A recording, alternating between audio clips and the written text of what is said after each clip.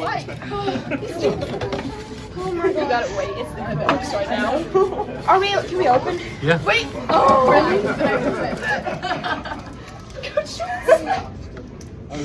Chocolate. Thank you. All right. Thank you. Jonathan, first off, congratulations.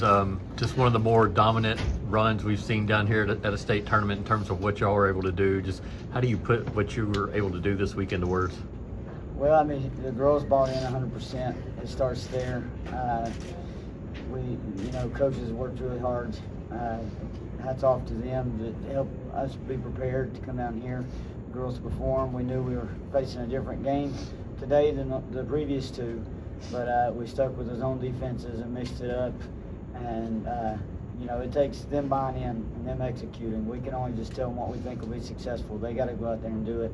And like I said in an earlier interview, the fact that they bought into if we rebound, there's not a lot of teams that can beat us. And for a team who's pretty small for a 4A high school in terms of stature, these girls play huge. So hats off to them.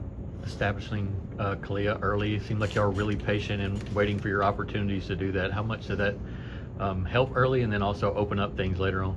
Well, at the beginning of the game, we had worked a lot shoot around to try to work at the high-low, the isolation stuff, because we didn't know for sure who they would put on her, but we felt like she had an advantage inside.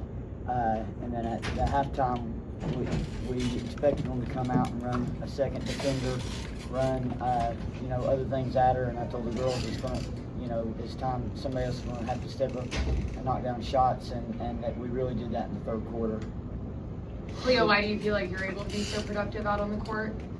I think it comes from having confidence in myself and all the work outside of practice, and knowing that my teammates can also hold their own, and if I'm not getting to where I need to be, then I can trust in them. But it just comes from a lot of preparation, and our coaches do a great job helping each and every one of us. Coach, you mentioned that you guys are a rather small team for Class 4A, but just talk about, I haven't even seen the sheet yet, but Kalia, just her rebound, and she plays probably 6'2", 6'3". But yeah, she plays. First off, she's an extremely intelligent player. That shows up on the offensive end and the defensive end, where she sort of sees the game. It comes easy to her to see what to do and stuff and where to be, and that helps because she's just a tremendous athlete that plays bigger than she is. She's she gets in there, she battles, she gets position, and then her athleticism allows her to jump and to play it like she's a 6'3", 6'4" player inside. Anna, I saw you working on post moves coming out of halftime. The other team, or your teammates, were huddling over there by the bench, but you were still out there on the floor. Is that just a routine for you, or are you really expecting to get the ball to start the third quarter because you scored 3 times there? I knew in the first half I wasn't making the shots, and I had to come out in the third quarter in the second half and put those easy layups in and just get our team going down low. Maggie, what was that third quarter run like to build it up to a 28-point lead? Everybody's making threes, doing whatever they wanted to. How fun is something like that? Oh, it's awesome. It's so fun to see the score keep going up and our shots finally falling. They weren't falling the best in the first half, so to see them finally go in, it's just such good motivation, and it transfers over to the defensive side so well. Can you talk a little bit about, the coach was talking about your intelligence on the court, being able to see things.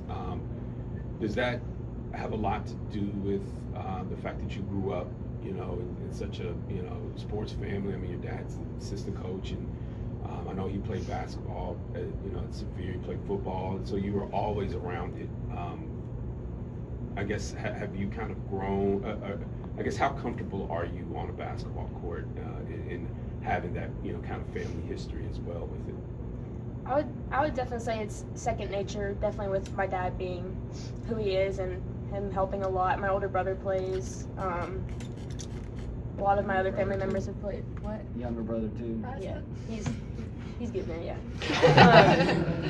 But yeah, I would definitely say, man, you made me lose my train of thought. Sorry. Hold on, give me 1 second. Okay.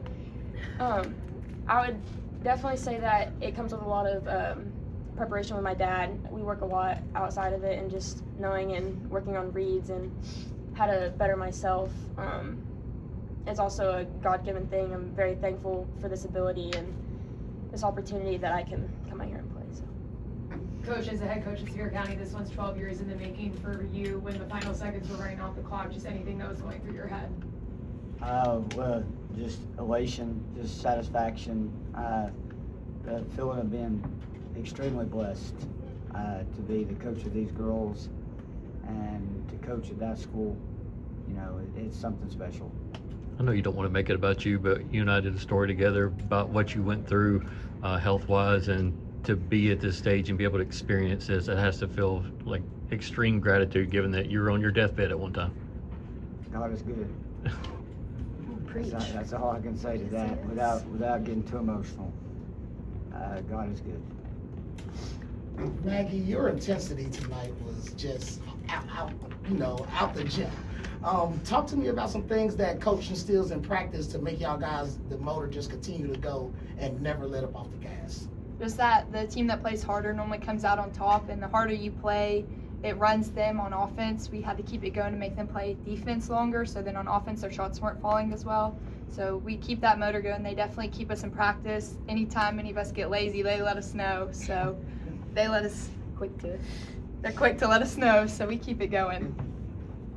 A question for any of y'all that want to take it. Just talk about, this team only had one senior coming into the year, Reagan Thomas. Just talk about how supportive she was, being on crutches while you guys had this run through the region and the state. I think that she was just so supportive, like no matter what was going on, like if we were having a bad game, good game, like she was always there to tell us that you're doing fine, like telling us what we need to do better, like what we can help as a team. But I just think that she's just been amazing support through while she's been hurt and while she was on the court. When Aubrey herself came back from injury, she's battled hard to get back from an ankle injury the game before we started postseason. So she's one heck of a point guard.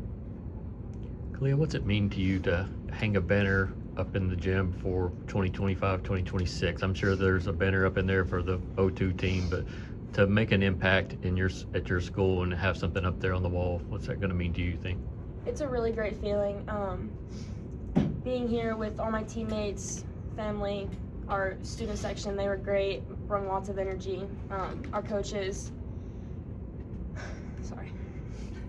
It's just really special when we get to hang another banner and continue this tradition, and hope definitely be back next year. I just love it. I love it so much. I love this team, and I wouldn't want to come out here and play with anybody else. I couldn't keep up with all the texts and DMs and everything I got from people.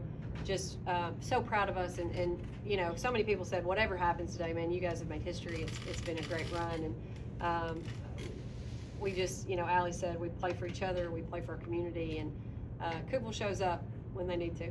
Coach, can you talk about running an offense against Sevier County's defense? What makes that difficult? I mean, we heard all week how great their zone was, and we got to see it firsthand today. I mean, you know, number 2 on the top of that zone, they're just big, and they get out and they get after it.